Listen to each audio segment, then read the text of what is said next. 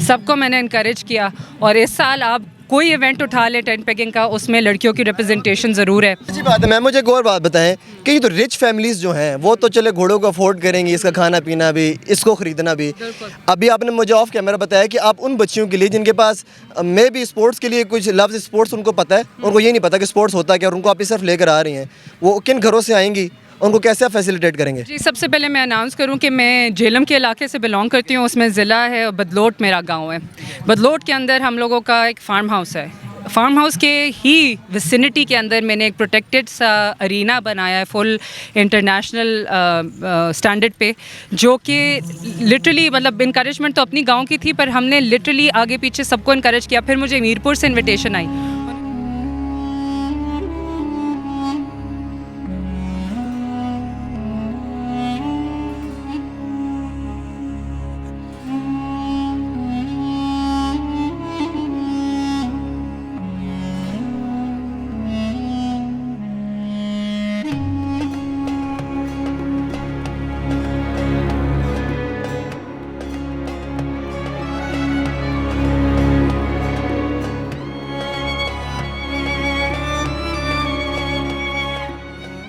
बिस्मिल्लाहिर्रहमानिर्रहीम, अस्सलाम वालेकुम। मैं हूं आपका होस्ट मेहराब हबीब और आप देख रहे हैं टीवी तमाशा। वंस अगेन अरूज कैनी पाकिस्तान की पहली हॉर्स राइडर हमारे साथ मौजूद है, जिनके पिछले साल हमने वीडियो की टिकटॉक पे मिलियंस में, फेसबुक के ऊपर, यूट्यूब के ऊपर लाखों में वायरल थी। मैम अस्सलाम वालेकुम। वालेकुम सलाम। कैसे हैं? ठीक है अल्हम्दुलिल्लाह। माशाल्लाह, बहुत अच्छा आप इवेंट को लेके चल रही हैं लड़कियों के हवाले से। मुझे बताएं गुज़िश्ता साल और इस साल में अरूज कैनी ने क्या अचीव किया एज आ हॉर्स राइडिंग की फील्ड में?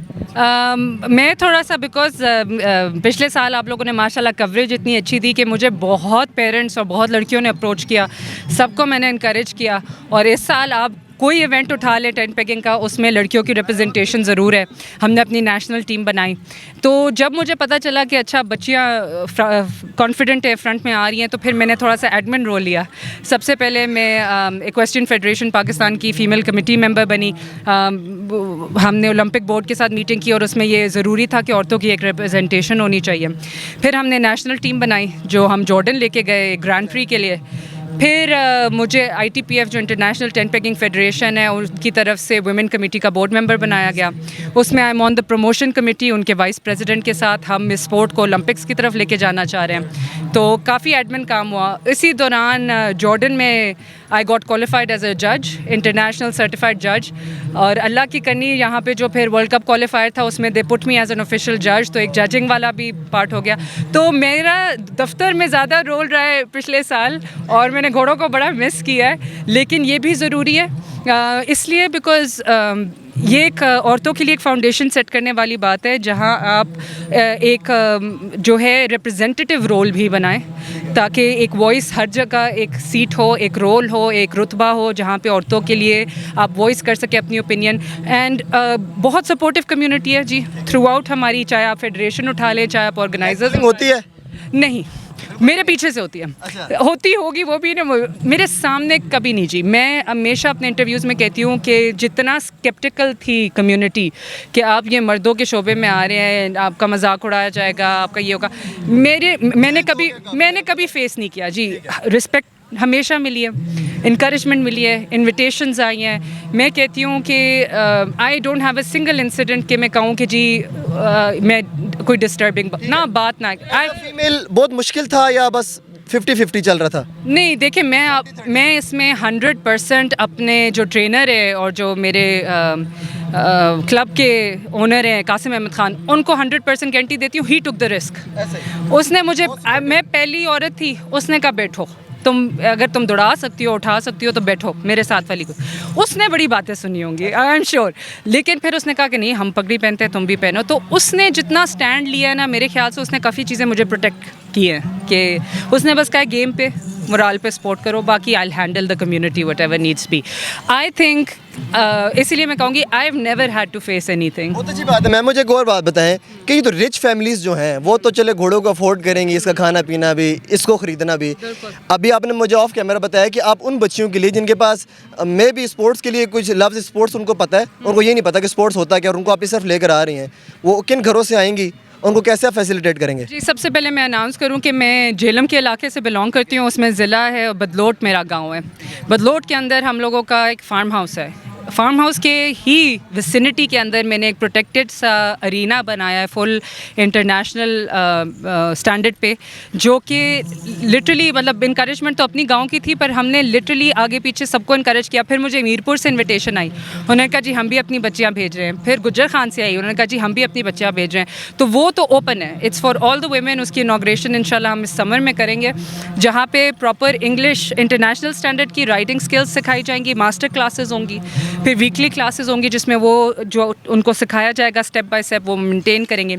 उसके बाद उनकी स्पोर्ट्स की ट्रेनिंग होगी, और मल्टी स्पोर्ट है। Tent pegging is always going to be my focus, but we going to try to keep it multi sports. Equestrian का field is way far and wide. तो उसमें जी हम अभी 5 से 10 घोड़ों के साथ स्टार्ट कर रहे हैं, जिसमें लड़कियों को कोई फिक्र नहीं करनी पड़ेगी कि उनके पास घोड़ा। कोई कुछ नहीं होगा, सिर्फ आप टैलेंट देखेंगी। जी फीस इट्स वेरी सिंपल। जो फीस है वो सिर्फ उनके लिए जो मेरी तरह घोड़े अफोर्ड कर सकता है, ठीक है। जो अच्छी घरों की बच्ची है जी, मेरे पास एक भाई आया था, एक वालिद आए थे, बड़े इस तरह के लोग आते हैं जो कहते हैं कि जी हमने आपके पास भेजनी है।